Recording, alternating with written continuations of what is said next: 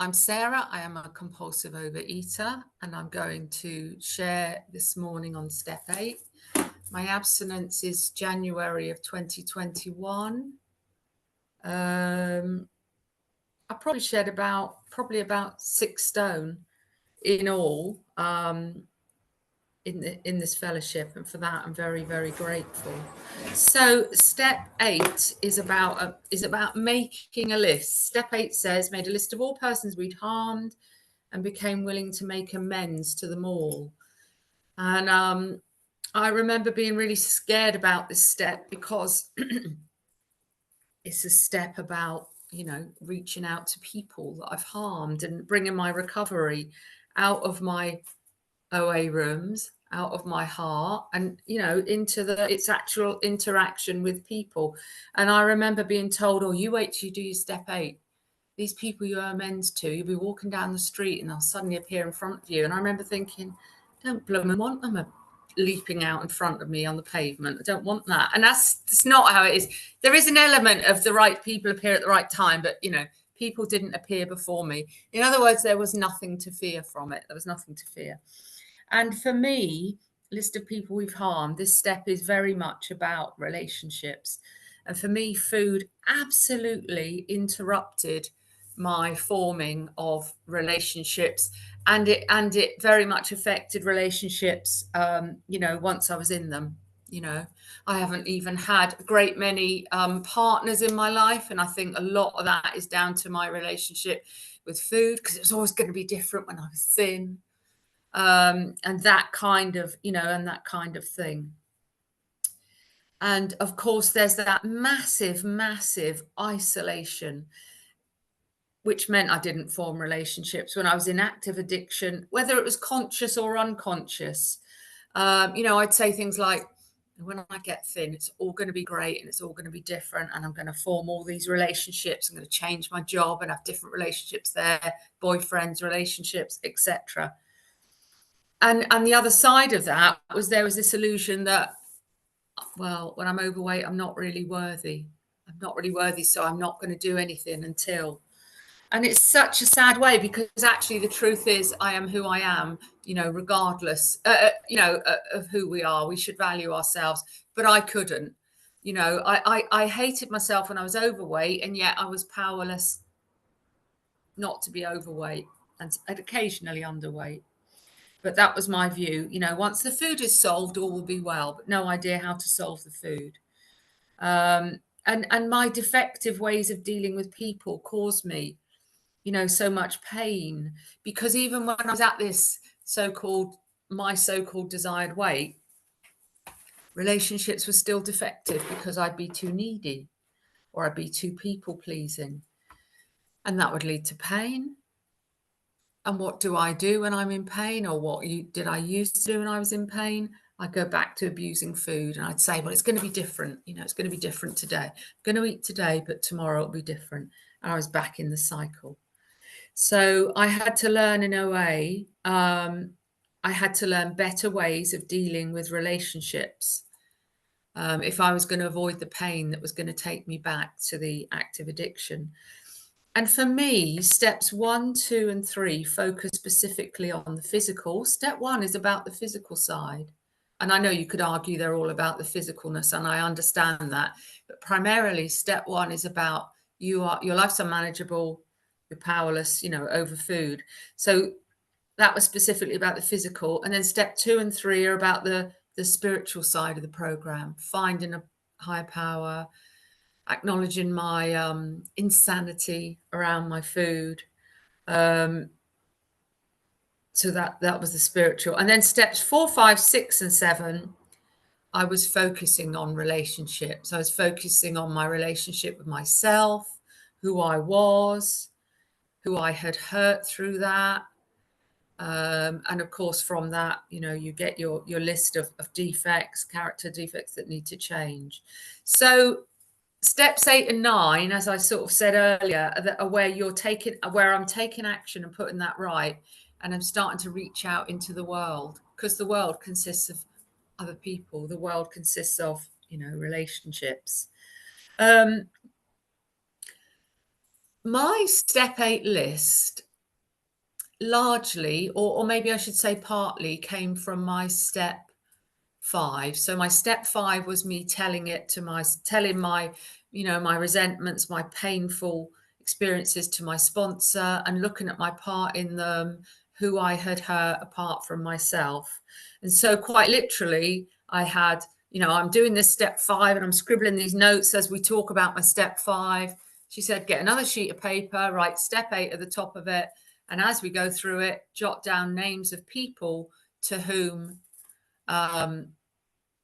you owe amends, including yourself. So that was what I did. And it was a more difficult one for me with my food addiction, because there was a part of me that was tempted to go, well, Sarah, the one you really hurt was yourself. And I did really hurt myself. In the ways that I've described, not being able to form relationships, etc. But there were other people that I had hurt as well. And when I think about it, some of the episodes of my life would be like, I used to eat a lot with my brother. In fact, I lived with my brother. This is many years ago. And, he's a really good cook. And he would make these really delicious meals, which were really, really nutritious. Because at that time, he was very health conscious and so on. We were both, quite a bit younger at the time. And he'd make this lovely meal and he'd take pleasure in setting the table attractively and so on, and I would walk in and go, I'm not eating meat today, or, oh, I'm not eating at this time of day, because I was in my, my skinny phase, and that is so awful of me. And conversely, I can remember another time walking into the kitchen expecting to be fed and saying, oh, are you not cooking for me as well? And he just went, no. Because he never knew where he was with food for me. Why would he? When one day I go, oh, you've set the table, it looks beautiful, I'm not eating. And then another time I go in and think, oh, why aren't you cooking for me? And so we never spoke about it. We never, we never came to blows about it. But it was really thoughtless of me. And that was all because of my erraticness, my erratic behavior around the food. And I think of my little mum. There was this one time when I was going to a diet club with a friend of mine, and we went there this one week, and again I'm in this skinny phase, and I lost 9 pounds, and I got slimmer of the week, 9 pounds. And I remember thinking, I was absolutely thrilled. But we got home, and my friend, who's not she's not in the weight loss kind of, but she made the mistake. Well, she didn't think it was, why would it be? She said to my mother, oh, Sarah lost 9 pounds. And my mum's face was horrified, because 9 pounds is far too much for anyone to lose in 1 week. And it would have indicated to my mother, who just watched me, she just watched from a distance. And it would have indicated to her, Sarah is massively unhealthy, around food. And I can remember other times when I was in the food and I was living at home, and I'd come in with a carrier bag and I'd hustle myself straight up the stairs. My mother was not a stupid person. She's a very wise woman, and mother's instinct, etc.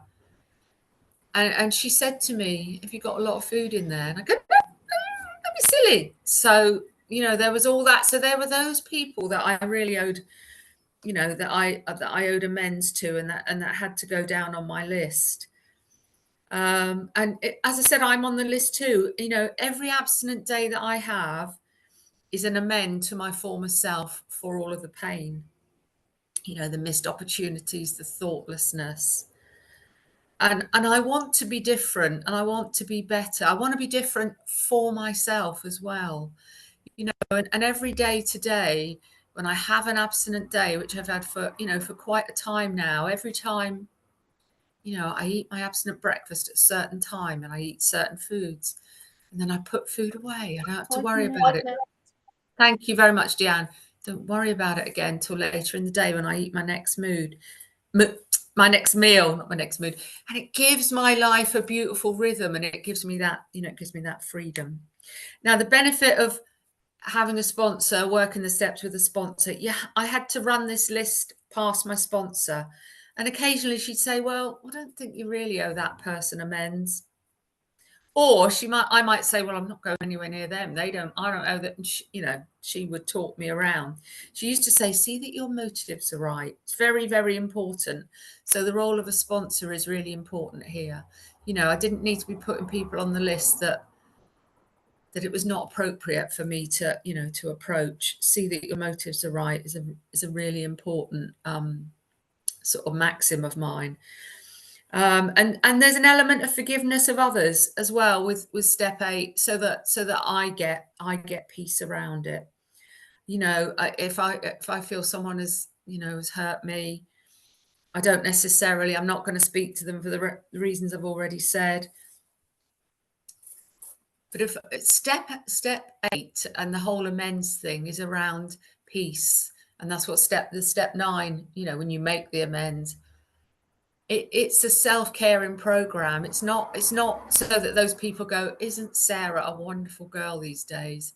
It's so that I get peace around my past, because I need to find peace around that. Some of it's quite ugly, as we say. And you know, I've written down here that often, you know, all you can do is just pray. And when I say just pray, the word just is so wrong, because prayer is one of the most, you know, it's one of the greatest things I can say. I can do, rather. It's so wrong to say just. And this is a list. I'm compiling the list. You know, I didn't want to do this list. It's just a list. Step 8 is just a list. At step 9, it becomes more. Step 8 is a list, and it's becoming ready so that I'm going to go, you know, go into step 9. One of my favorite little kind of step 8 things to share on is that before my mother died, 10 months or so before she died, I was able to tell her that I'd found OA, and she was fairly frail at the time. And I said, Mum, you know how AA works? And she sort of knows a bit about, you know, how AA works. Yes, pet. I said, well, I found a place like that helps me with my food. And she has great faith in AA, because she, you know, knows of it. She just went, oh, that's lovely, pet. And she drifted off to sleep. She's very frail. You know, she was, you know, 10 months from the end of her life. Anyway, I thought no more about it. I thought, that's lovely. I've told her. The next day, when I was sitting by her bed, she said, Sarah, tell me this. Was I having a lovely dream yesterday, or did you tell me that you have found somewhere that's like AA that helps you with your food? And it was the most beautiful moment, because I said, yes, I did, Mum. I did find somewhere that helps me with my food, and it's absolutely brilliant. And she went, oh, that's lovely, pet. And she went back to sleep, you know. And I was in abstinence by then. And, you know, she never had to, I don't think she ever worried about me again regarding food. To be fair, she was becoming she was drifting away, you know, from life. She was getting ready to go, you know, to go. But what an absolutely beautiful thing. And that's what I've got, you know, from step 8 and from all of it. I've got these relationships with my people that are, you know, family members that are still alive, of which there are many, many, many who still love me. And none of them worry about me. They don't watch me rocket up and down weight-wise. And that's such a beautiful thing. And that is thanks to step 8 and all of the steps. So I'm presuming that's right about time. So thanks so much for listening. And I'll leave it there. Thank you.